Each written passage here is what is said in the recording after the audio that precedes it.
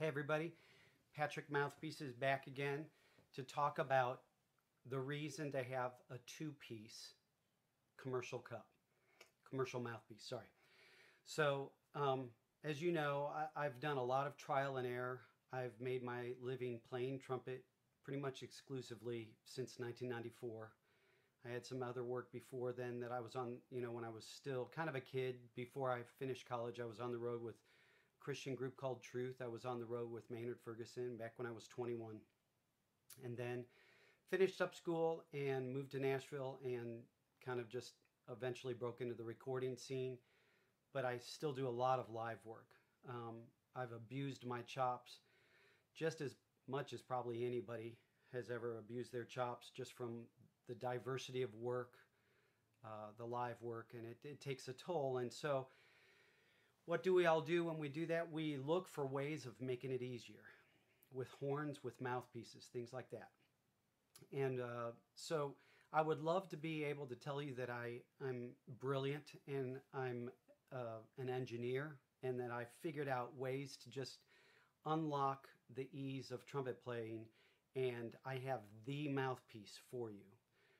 But I can't say that. We're all different. This mouthpiece manufacturer is going to work for some, this one for others, this shape for some, this shape for others. So realize when I tell you things, this is my path. This is what has worked for me. So I've tried a lot of different backbores on tops when I've gone to classical mouthpieces. That's a bigger bowl setup, a bigger overall cup volume, slightly bigger inner diameter. When I'm playing more classical music, I go to a bigger inner diameter. I don't try to keep everything the same because I'm chasing the sound. I'm not chasing being able to play the easiest. I'm chasing the music. And the music, the sound is a large portion of what's going to go on as a trumpet player with the music. So that said, I don't ever want to compromise sound. I always want everything to be even from the bottom of the range to the top of the range. I want it to be even. I want it to be in tune. So that said, I tried everybody's mouthpieces for decades. I started messing around with trying mouthpieces, different mouthpieces, by the time I was 12 years old. And I've played a lot of different mouthpieces and a lot of different brands. And I have a lot of good to say about most every brand. I don't really have very much negative to say about any brand out there. Not that I would anyways. But for me, a one-piece classical mouthpiece seems to do the best. And I'm not sure why. Again, I would love to say I know exactly why. Usually, when you get into what plays the best and what responds the best, it has to do a lot with your throat section, the length of a throat section. But remember, the deeper you make your cup, well, that's now cutting into your throat section. Because if you have a shallower cup, you've got a longer throat section. So there are so many variables when it comes to this that there's probably formulas to figure it all out. But you've made so many variables, and now you add your chops, your lips squishing at different rates into a cup or a mouthpiece that even that brings more variables in that I'm not sure anybody can account for. So I messed around with the classical design and lengths until I found something that felt very easy, in tune, and even from the bottom up. And that's where I came with my one-piece mouthpiece design as far as overall length, and that's that. Two-piece. Why would you use a two-piece? Well, the reason I started using a two-piece is because I was friends with Terry Warburton when I worked down at Disney World in the All-American College Marching Band, and then the next year the All-American College Show Band. And I spent copious amounts of money and time with Terry over a few years, and he was extremely gracious to me. He taught me a ton of what I know about mouthpieces, or what I understand. I learned so much. and I had a great time because he's a great guy. But it started off with, just trying a top, and it started off just because it was his setup.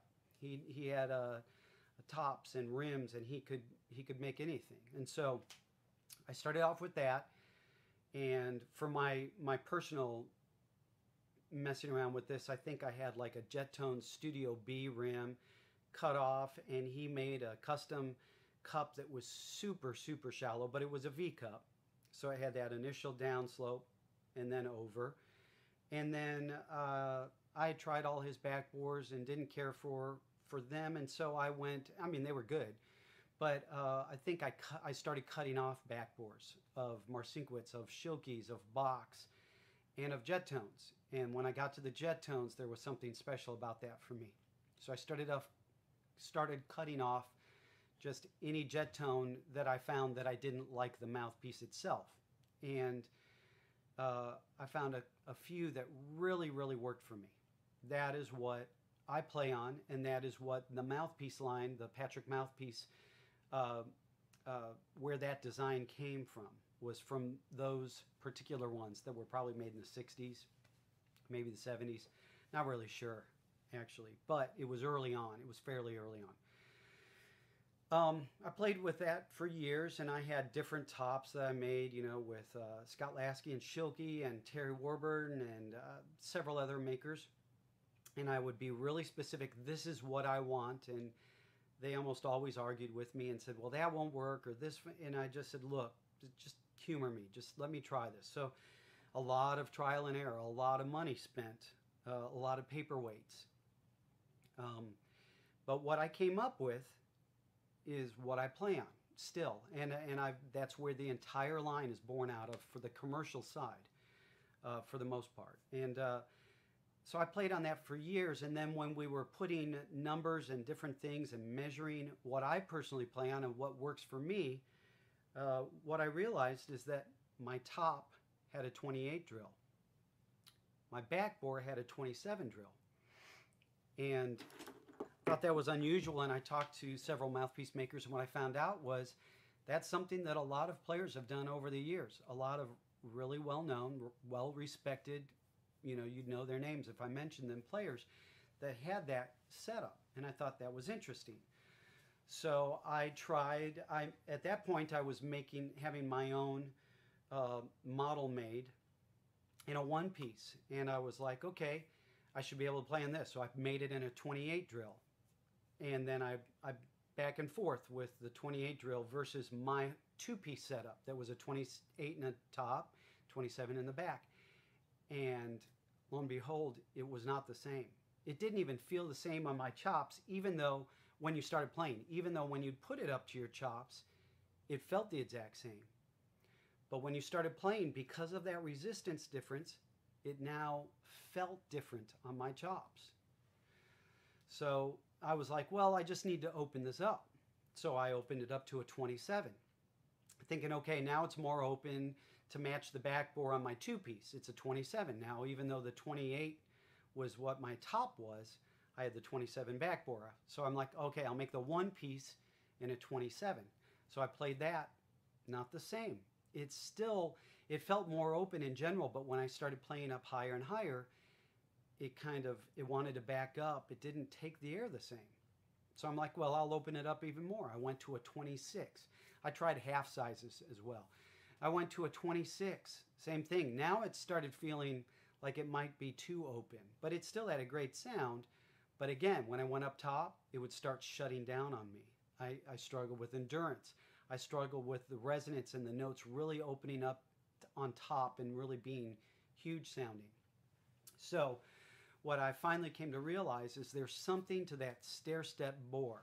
I'm not sure if it's something because of that throat area, if it's something about having a shorter throat area of the smaller drill and then opening it up to a larger throat area of the 27 drill.